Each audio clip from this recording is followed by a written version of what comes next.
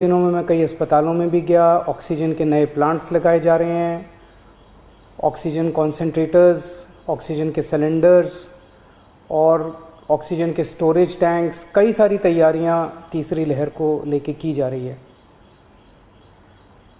लेकिन अगर तीसरी लहर आती है तो जैसा हमने दूसरी लहर में भी देखा, पहली लहर में भी देखा कि मेडिकल और पैरामेडिकल स्टाफ की बड़ी कमी हो जाती है।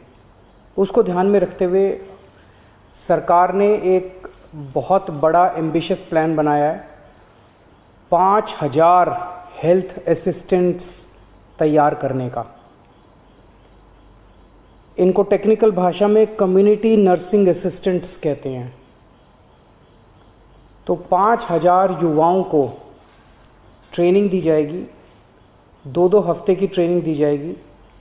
आईपी यूनिवर्सिटी ये ट्रेनिंग दिलवाएगी और दिल्ली के 9 मेजर मेडिकल इंस्टीट्यूट्स हैं जहाँ पे उन लोगों को बेसिक ट्रेनिंग दी जाएगी। ये 5000 जो हेल्थ असिस्टेंट्स या कम्युनिटी नर्सिंग असिस्टेंट्स बनेंगे, ये डॉक्टर्स और नर्सेज के असिस्टेंट के रूप में काम करेंगे। अपने से कोई निर्णय नहीं ले पाएंगे। जो उनको डॉक्टर काम देंगे, जो नर्स काम देंगी, वो काम करेंगे। इनको बेसिक नर्सिंग में, पैरामेडिक में, लाइफ सेविंग में, फर्स्ट एड में, होम केयर में, इनमें इन लोगों को ट्रेनिंग दी जाएगी। बेसिक चीज़ों की ट्रेनिंग दी जाएगी, जैसे ऑक्सीजन कैसे नापते हैं, ब्लड प्रेशर कैसे नापते हैं, टीका लगाना है, वैक्सीनेशन अगर करनी है वो कैसे करते हैं,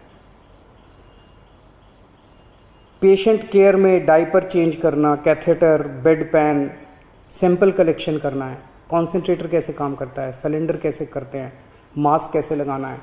तो जैसे मान लीजिए हमने बहुत बड़ा कोविड सेंटर बनाया, तो वहाँ पे अगर डॉक्टर्स के साथ कई सारे इस तरह के असिस्टेंट लगा दिए जाएंगे तो डॉक्टर्स बहुत एफिशिएंटली काम कर पाएंगे और पेशेंट केयर काफ़ी अच्छे से हो पाएगा। तो ये 5000 लोगों को हम ट्रेन करके छोड़ देंगे और जब भी इनकी ज़रूरत पड़ेगी तब इनको बुलाया जाएगा और जितने दिन इनसे काम करवाया जाएगा उतने दिन की इनको तनख्वाह दी जाएगी। तो 17 जून से एप्लीकेशंस ऑनलाइन अप्लाई किया जा सकता है इसके लिए। 28 जून से इन लोगों की ट्रेनिंग चालू होगी।